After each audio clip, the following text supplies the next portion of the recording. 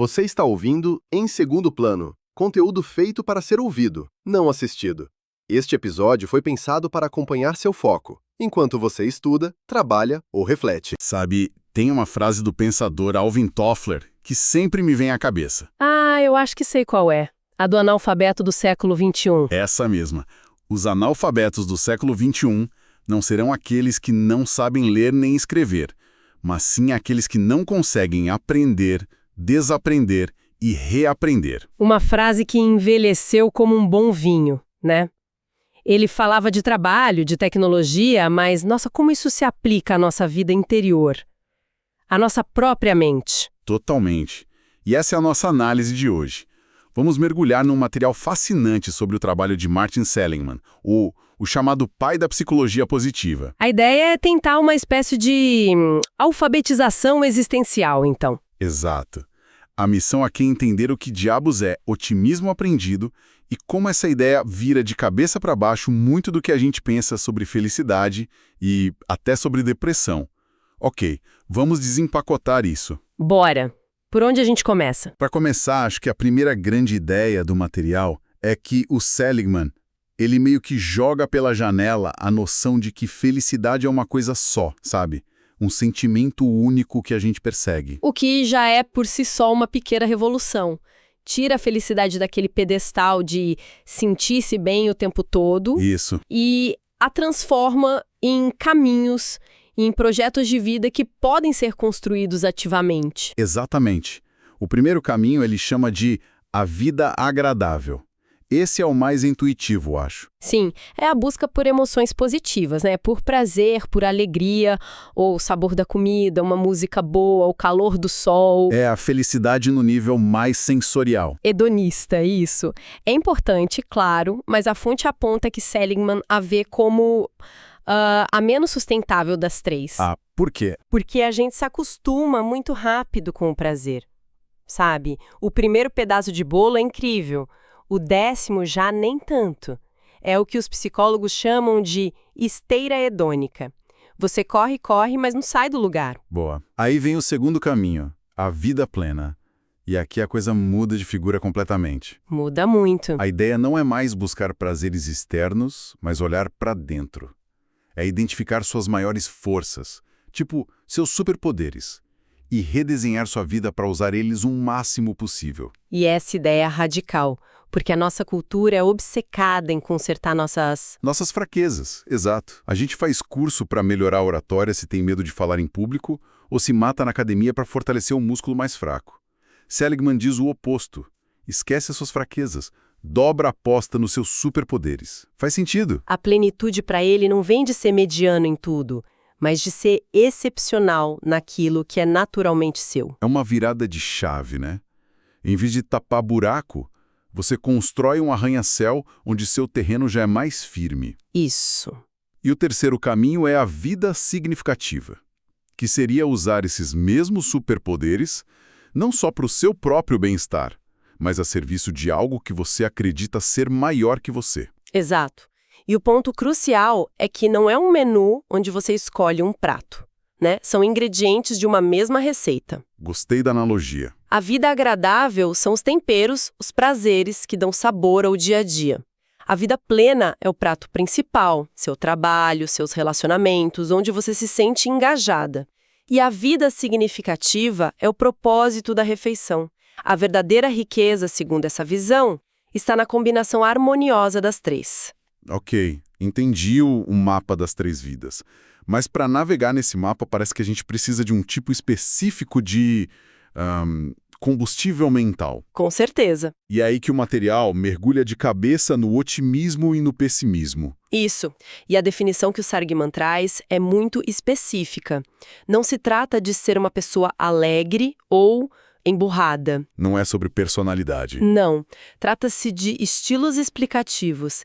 É a história que você conta para si mesmo quando as coisas dão errado. Certo. O texto descreve que o pessimista, diante de um fracasso, sei lá, uma demissão, um término de namoro, qualquer coisa assim, ele tende a explicar o evento para si mesmo de três formas. Primeiro, ele acredita que a causa é permanente. Tipo, eu nunca mais vou conseguir um emprego. Depois, que ela é pervasiva, isso arruinou minha vida inteira, sou um fracasso em tudo. E por último, que é pessoal.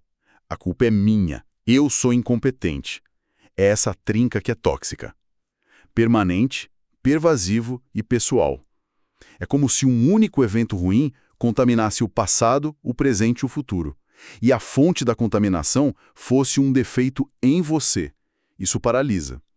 Aí o texto mostra o outro lado da moeda, o otimista. Ele enfrenta a mesmíssima adversidade, mas conta uma história completamente diferente. O oposto, né? Totalmente. Ele vê a causa como temporária. Foi um corte na empresa, o mercado tá ruim agora, mas vai melhorar. E específica. Eu não fui bem nesta função, mas sou bom em outras coisas. E, por fim, externa. A decisão foi da chefia, as circunstâncias não ajudaram. Mas espera um pouco. Culpar as circunstâncias, o azar, outras pessoas, isso não soa perigosamente como uma desculpa para não assumir a responsabilidade? Onde fica a autocrítica? Parece uma linha muito tênue. Essa é a questão central. E a mais mal compreendida sobre o trabalho dele. Não se trata de uma negação da realidade ou de fugir da responsabilidade. A diferença é sutil e poderosa. Ok. O otimista pode sim dizer: eu cometi um erro neste projeto. A diferença é que ele enquadra o erro como um comportamento específico e mutável, e não como uma identidade permanente. Ah, entendi. O pessimista diz: eu sou um fracasso. O otimista diz: eu falhei desta vez. Essa pequena mudança linguística protege a autoestima e a energia para tentar de novo. É sobre focar no que pode ser mudado, sabe? E não se definir pelo que deu errado. Entendi. Não é sobre nunca se culpar, mas sobre não se condenar. Exatamente. E o que me chocou no material foi o dado das pesquisas dele. Ele testou centenas de milhares de pessoas e descobriu que uma quantidade enorme se considera pessimista convicta. E pior, muitos outros têm esse padrão rodando em segundo plano como um software mental padrão de fábrica, sem nem perceber. Exato. Porque a nossa sociedade muitas vezes confunde pessimismo com realismo, ou até com inteligência, né? Verdade. A pessoa que aponta todos os problemas, que prevê todos os desastres. É vista como pé no chão, preparada. O que o Seligman argumenta é que esse suposto realismo pode ser, na prática, um hábito mental disfuncional. Um que te rouba a capacidade de se levantar depois de uma queda. E é aí que vem a grande virada na análise, a tese central dele. Esse software pessimista não é um sistema operacional com o qual você nasce pronto, tem que conviver para sempre. Não é um destino. É uma habilidade. E se há uma habilidade, ela pode ser desaprendida. E mais importante, uma nova habilidade pode ser aprendida no lugar. O que me leva a pensar, se há uma habilidade, então é algo que se treina. O material usa uma citação direta que é muito forte. Ele diz assim: os pessimistas podem, na verdade, aprender a ser otimistas. E não por meio de artifícios superficiais, como assobiar uma canção alegre ou repetir clichês. Isso. Mas sim aprendendo um novo conjunto de habilidades cognitivas. Essa parte é crucial. Ele faz questão de se distanciar daquele pensamento positivo vazio, sabe? Sim, não é autoajuda barata. De jeito nenhum. Não é sobre ignorar os problemas ou fingir que tá tudo bem. A fonte ressalta que essas habilidades foram validadas em laboratórios, em clínicas, com rigor científico. É uma tecnologia mental, por assim dizer. Um treinamento mental. Isso soa como algo que exige uma disciplina enorme. É realista esperar que alguém que passou a vida inteira rodando esse software pessimista consiga simplesmente desinstalar e instalar um novo? Olha, não é simples, mas é sistemático. O texto não detalha as técnicas, mas a base delas é aprender a tratar seus próprios pensamentos como se fossem hipóteses, e não verdades absolutas. Como assim? É como se tornar um bom debatedor contra o seu próprio crítico interno. Quando a voz na sua cabeça diz, você estragou tudo como sempre, a habilidade aprendida é parar e contra-argumentar. Ah, questionar o pensamento. Isso. Espera aí. Sempre? Isso é verdade? Quais as evidências de que eu sempre estrago tudo e quais as evidências do contrário? Qual é uma explicação alternativa e menos catastrófica para o que aconteceu? É um processo de questionamento ativo, não de afirmação passiva. Então, o que tudo isso significa num contexto maior? Quer dizer, por que tantas pessoas desenvolvem esse padrão de pensamento em primeiro lugar? Aí, Seligman conecta isso de uma forma surpreendente com a própria cultura em que a gente vive. Sim. Ele argumenta que a epidemia de depressão que a gente observa no mundo ocidental não é só uma questão de química cerebral. Não, é também um transtorno profundamente cultural. O texto o descreve como um transtorno do eu, e a citação que a fonte traz é um soco no estômago. É forte, né? Numa sociedade em que o individualismo se torna desenfreado, as pessoas acreditam cada vez mais que são o centro do mundo. Tal sistema de crenças torna o fracasso individual quase inconsolável. É uma análise social muito afiada. Pensa na narrativa dominante da nossa época. Você pode ser o que quiser. O sucesso só depende de você. Seja o CEO da sua própria vida. Exato. O problema é o lado B desse disco. Se o sucesso é 100% mérito seu, o fracasso é 100% culpa sua.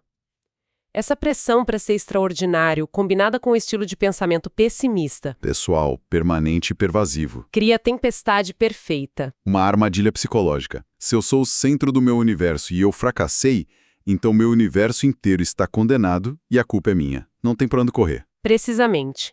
O individualismo que deveria nos empoderar, segundo essa visão, acaba nos deixando incrivelmente frágeis e solitários diante do inevitável que é o fracasso. E é por isso que a solução que ele propõe não é só terapêutica, mas preventiva.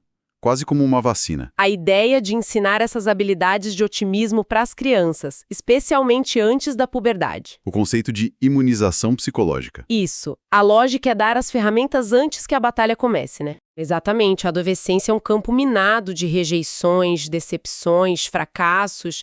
Se uma criança chega lá equipada com a habilidade de interpretar esses eventos de forma otimista, Como temporários, específicos e não inteiramente culpa dela. ela tem uma proteção. Ela não internaliza a primeira nota baixa ou o primeiro fora como um veredito sobre seu valor como pessoa. O material destaca um ponto importante sobre o timing, né? A criança precisa ser metacognitiva.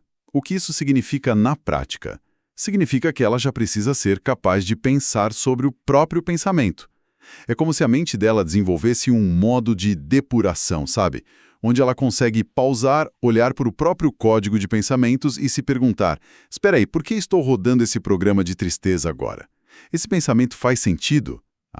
Ter essa autoconsciência. Sem essa capacidade de se auto-observar, a técnica não funciona. É a partir desse momento, geralmente por volta dos 8, 9, 10 anos, que se pode ensinar a criança a identificar e desafiar ativamente esses pensamentos automáticos. O que amarra tudo e nos traz de volta ao começo da conversa. Sim, ao mapa da felicidade. Começamos com os 3 tipos e tudo isso os estilos de pensamento, a cultura, a imunização parece culminar na vida significativa. O otimismo aprendido não é só uma ferramenta para a gente se sentir melhor. De jeito nenhum. Ele é a condição necessária para a vida significativa. É o alicerce. A citação final de Seligman no material resume isso de forma brilhante. O otimismo é inestimável para uma vida significativa. Com uma firme crença em um futuro positivo, você pode se dedicar ao serviço de algo maior do que você. E aqui o círculo se fecha. O otimismo aprendido não é um fim em si mesmo. Ele é o combustível. O motor. Exato, o motor. Pensa bem, por que alguém se dedicaria a uma causa difícil, de longo prazo, que envolve inúmeros reverses? Combater a pobreza, lutar pela justiça ambiental, criar uma família. Tudo isso é extremamente difícil. Você só embarca numa jornada dessas se acreditar, fundamentalmente, que seus esforços importam e que um futuro melhor é possível, apesar das derrotas no caminho. Sem essa crença, que é a definição do otimismo, você desiste no primeiro obstáculo. O otimismo se torna, então, um motor da resiliência necessária para se ter um propósito. É uma perspectiva realmente transformadora. Recapitulando o nosso mergulho, então. Começamos com a ideia de uma alfabetização emocional, desconstruindo a felicidade naqueles 3 caminhos: o agradável, o pleno e o significativo. Depois vimos que a diferença entre otimistas e pessimistas não é o humor, mas a história que contam a si mesmos sobre os fracassos. E a grande revelação: essa história pode ser reescrita. O otimismo é uma habilidade cognitiva que se aprende. E por fim, vimos o quadro geral, como um pessimismo alimentado por uma cultura de individualismo extremo se torna um terreno fértil para a depressão. E como ensinar essas habilidades às crianças funciona como uma imunização. Tudo isso culminando na ideia de que um otimismo realista é, na verdade, o que nos permite perseguir uma vida com propósito.